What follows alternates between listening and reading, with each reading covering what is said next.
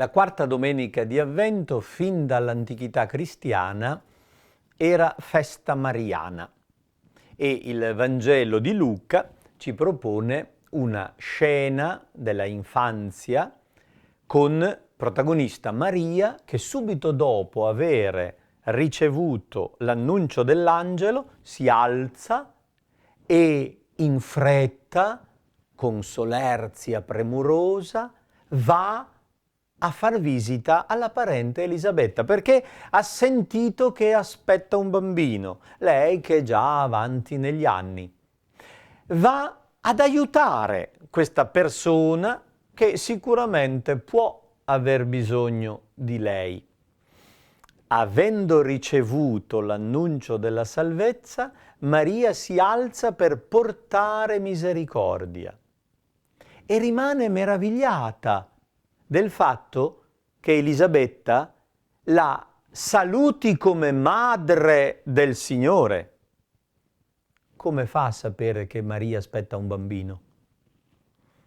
L'angelo le ha appena detto concepirai e lei ha dato la sua disponibilità e ha effettivamente concepito. Ma Elisabetta, che abita molto lontano, come fa a saperlo?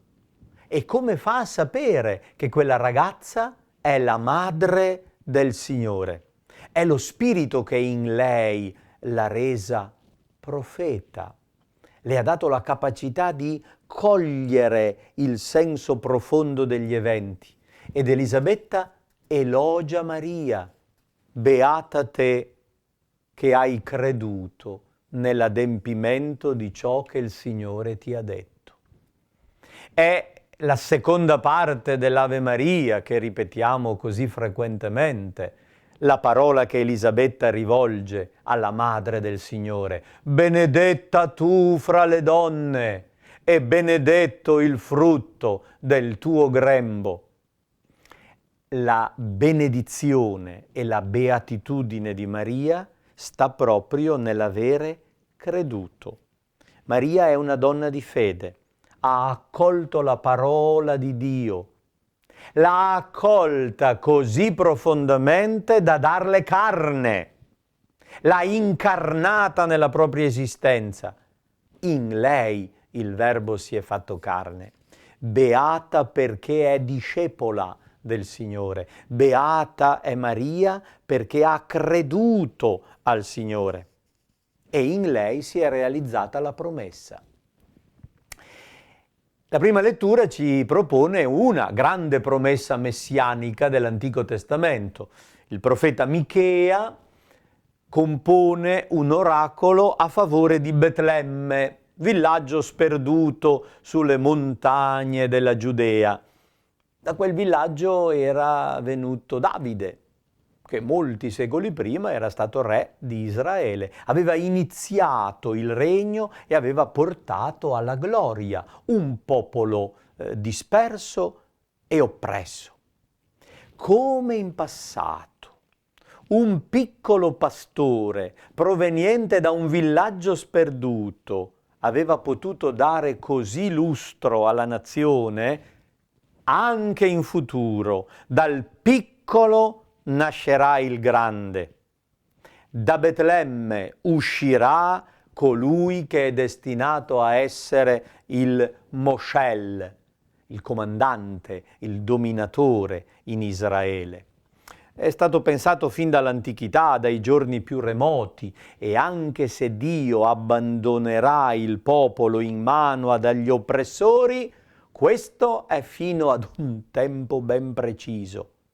Il profeta dice in modo enigmatico, fino al tempo in cui colei che deve partorire partorirà. Non c'è nessuna indicazione né di tempo né di modo. La madre darà alla luce il figlio. Quando questo avverrà, a Betlemme ci sarà la redenzione dei fratelli e quel nuovo re si leverà e pascerà i suoi fratelli con la forza del Signore e abiteranno finalmente in pace, perché egli in persona sarà la pace. È l'annuncio di Gesù, nostra pace. Il Salmo 79 è una promessa di redenzione della vigna. L'immagine della vigna richiama Israele come la piantagione del Signore che è stata devastata. Gli eserciti nemici l'hanno rovinata, tutti hanno saccheggiato e portato via. Non c'è più lo splendore di un tempo. Fa splendere il tuo volto su di noi, Signore, e noi saremo salvi. Se il volto di Dio non splende su di noi, siamo nelle tenebre, siamo rovinati. Ritorna, Signore, guarda il ceppo che tu hai piantato. Sia la tua mano sull'uomo della tua destra, sul figlio dell'uomo che per te hai reso forte. Il richiamo è al Messia. E l'antico orante chiede al Signore: dà forza al tuo Messia perché possa ristabilire la sorte del tuo popolo. E la lettera agli Ebrei ci presenta un testo splendido in cui interpreta un versetto di Salmo come la parola stessa pronunciata dal Figlio Eterno nel momento della incarnazione. Entrando nel mondo, Cristo dice: non hai voluto né sacrificio né offerta, invece mi hai preparato un corpo.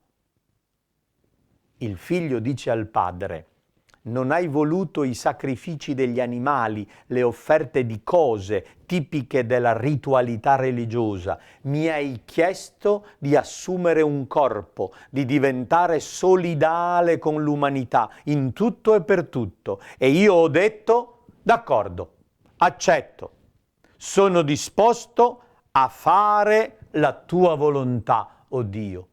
Nel rotolo del libro è scritto di me e io accetto di compiere l'opera del Messia come uomo solidale con tutti gli altri uomini.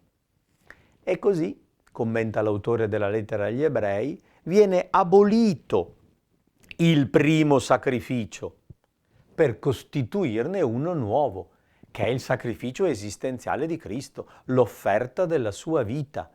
Dal piccolo villaggio di Betlemme viene l'uomo della destra di Dio, cioè il potente, il glorioso, ma viene come colui che si offre, si sacrifica, dona la propria vita perché l'umanità possa vivere.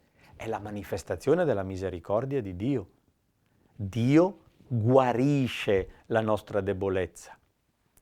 Con la fede di Maria noi possiamo accogliere questa misericordia, questa parola che ci salva. E ormai, di fronte alla grande festa di Natale, apriamoci a questa potenza.